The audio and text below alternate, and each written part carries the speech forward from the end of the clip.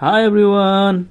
আমি ইয়াৰ আগৰ ভিডিঅ'টোত ষ্টক মাৰ্কেট কি হয়, ইয়াৰ পৰা কিদৰে লাভ বা লোকচান হ'ব পাৰে তাৰ বিষয়ে শিকিছিলোঁ।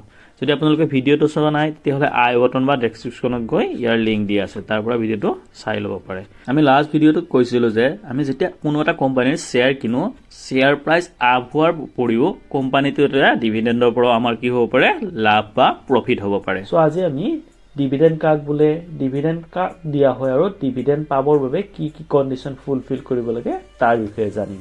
চ' সহজ ভাষাত ক'বলৈ হ'লে ডিভিডেণ্ড হৈছে কোনো এটা কোম্পানীৰ লাভাংশ, অৰ্থাৎ কোনো এটা কোম্পানীয়ে তেওঁৰ লাভৰ এটা অংশ যাক শ্বেয়াৰ হোল্ডাৰৰ মাজত সমানে ভগাই দিয়ে।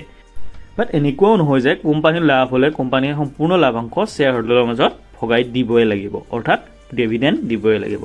কোনো এটা কোম্পানীয়ে ডিভিডেণ্ড দিব নে নিদিব এইটো ডিপেণ্ড কৰে কোম্পানীৰ বৰ্ড মেম্বাৰৰ ওপৰত।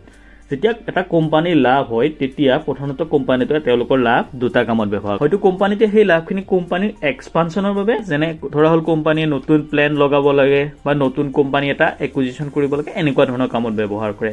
নহ'লে কি কৰিব, কোম্পানীৰ লাভৰ এটা অংশ শ্বেয়াৰ হোল্ডাৰৰ মাজত ভগাই দিব, যাক আমি কি বুলি কওঁ, ডিভিডেণ্ড বুলি কওঁ। এতিয়া এই ডিভিডেণ্ড কোম্পানী এটাই এটা বছৰত কেইবাৰ দিব আৰু কিমান পাৰ্চেণ্ট দিব এইটো সম্পূৰ্ণ ডিপেণ্ড কৰে কোম্পানীৰ বৰ্ড মেম্বাৰৰ ডিচিশ্যনৰ ওপৰত। আৰু যেতিয়া এটা কোম্পানীয়ে ডিভিডেণ্ড দিয়ে তেতিয়া এজন শ্বেয়াৰ হোল্ডাৰে এই ডিভিডেণ্ড পাবনে নাই বা পালে কেতিয়া পাব, এইটো প্ৰধানত 4টা তাৰিখৰ ওপৰত নিৰ্ভৰ কৰে, যাক আমি announcement date, ex dividend date, record date আৰু পে'মেণ্ট ডেট বুলি জানো। এতিয়া এনাউন্সমেণ্ট ডেট হৈছে সেইটো তাৰিখ যিদিনা কোম্পানীয়ে ডিভিডেণ্ড দিব বুলি পাব্লিকলি ঘোষণা কৰে, আৰু যিদিনা কোম্পানী এই ডিভিডেণ্ডৰ ঘোষণা কৰে সেইদিনাৰ পৰাই কোম্পানীয়ে ডিভিডেণ্ড দিয়াৰ বাবে প্ৰয়োজনীয় কামত লাগি যায়।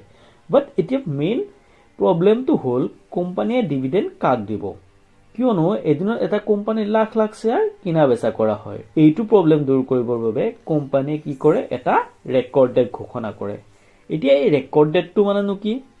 ৰেকৰ্ড ডেট হৈছে সেইটো ডেট যিটো ডেটত যিবোৰ শ্বেয়াৰ হোল্ডাৰৰ ডিমেট একাউণ্টত সেই নিৰ্দিষ্ট কোম্পানীটোৰ শ্বেয়াৰ থাকিব তেওঁলোকেহে কোম্পানীয়ে ঘোষণা কৰা ডিভিডেণ্ড পাব, অৰ্থাৎ তাৰ পিছত যিসকলে সেই কোম্পানীটোৰ শ্বেয়াৰ কিনিব তেওঁলোকে ডিভিডেণ্ড পাবৰ বাবে যোগ্য নহ'ব। এতিয়া আকৌ ডিমেট একাউণ্ট মানেনো কি?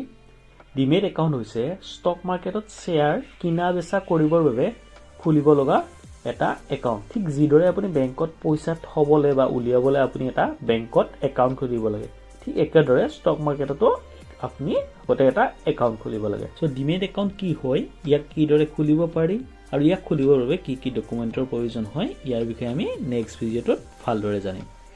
এতিয়া কি হয়, আপুনি যদি ষ্টক মাৰ্কেটত এটা ষ্টক কিনে তেনেহ'লে ষ্টকটো আপোনাৰ ডিমেট একাউণ্টত শ্ব' কৰিবলৈ 2 দিন সময় লাগে।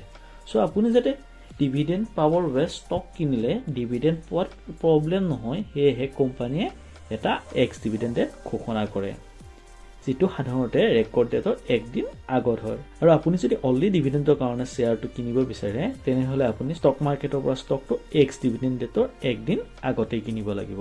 ইয়াৰ পিছত আহিল পে'মেণ্ট ডেট, অৰ্থাৎ কোনদিনা কোম্পানীয়ে আপোনাক ডিভিডেণ্ড দিব। একচুৱেলি পে'মেণ্ট ডেটৰ দিনা কোম্পানীয়ে ডিভিডেণ্ড ৰিলিজ কৰি দিয়ে, আৰু এই ডিভিডেণ্ড যদি আপুনি পোৱাৰ যোগ্য হয় তেনেহ'লে পে'মেণ্ট ডেট বা তাৰ 2-4 দিনৰ ভিতৰত আপোনাৰ বেংক একাউণ্টত, অৰ্থাৎ যিটো একাউণ্ট আপুনি ষ্টক মাৰ্কেটৰ একাউণ্ট খোলা সময়ত দিব লগা হৈছিল তাত ক্ৰেডিট হ'ব। অৰ্থাৎ সেইদৰে আমি ডিভিডেণ্ডৰ পৰা প্ৰফিট পাব পাৰোঁ।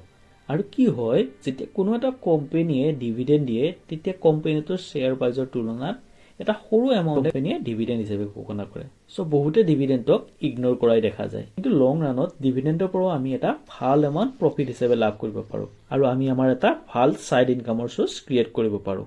উদাহৰণস্বৰূপে Warren Buffett, one of the richest person from stock market, তেওঁ 2021 চনত প্ৰায় $3.8 বিলিয়ন অকল ডিভিডেণ্ডৰ পৰা লাভ কৰিছিল, যিটো ইণ্ডিয়ান ৰুপিছত প্ৰায় 30,000 কৰোৰতকৈও বেছি হ'ব। চ' ভাবি চোৱাচোন ডিভিডেণ্ডৰ পৰাও আমি কেনেকুৱা এটা হিউজ এমাউণ্ট উপাৰ্জন কৰিব পাৰোঁ। কিন্তু কি হয়, প্ৰফিট হোৱাৰ পিছতো কিছুমান কোম্পানীয়ে ডিভিডেণ্ড নিদিয়ে। চ' এতিয়া কোনবোৰ কোম্পানীয়ে ডিভিডেণ্ড দিব বা কোনবোৰ কোম্পানীয়ে চবতকৈ বেছিকৈ ডিভিডেণ্ড দিব, ইয়াৰ বিষয়ে আমি ক'ত গম পাম বাৰু? ইয়াৰ বিষয়ে আমি কিছুমান ৱেবছাইটৰ সহায়ত অতি সহজতে গম পাব পাৰোঁ। আপোনালোকে যদি সেই ৱেবছাইটবোৰ আৰু সেইবোৰ কোম্পানীৰ বিষয়ে জানিব বিচাৰে যিবোৰে চবতকৈ বেছিকৈ ডিভিডেণ্ড দিয়ে তেনেহ'লে কমেণ্ট কৰি জনাব, মই তাৰ ওপৰত ভিডিঅ' বনাব ট্ৰাই কৰিম। যদি আপোনালোকে ভিডিঅ'টো ভাল পালে তেনেহলে লাইক কৰিব আৰু চেনেলটো সাবস্ক্ৰাইব কৰিব নাপাহৰিব আজিলৈ ইমানেই ধন্যবাদ